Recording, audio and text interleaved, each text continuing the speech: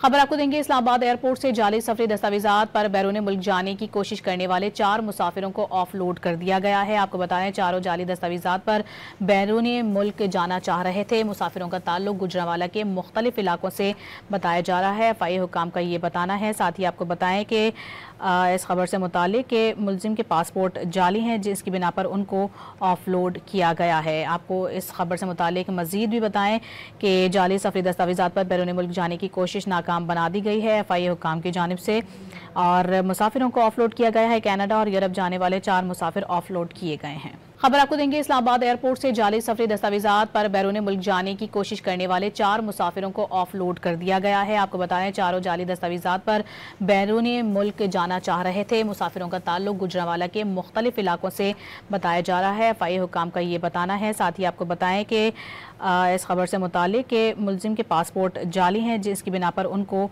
Offload किया गया है। आपको इस खबर से मुतालिक मजीद भी बताएं कि जाली सफरी दस्तावेजात पर बैरून मुल्क जाने की कोशिश नाकाम बना दी गई है एफआई हुकाम की जानिब से, और मुसाफिरों को ऑफलोड किया गया है। कनाडा और यूरोप जाने वाले 4 मुसाफिर ऑफलोड किए गए हैं।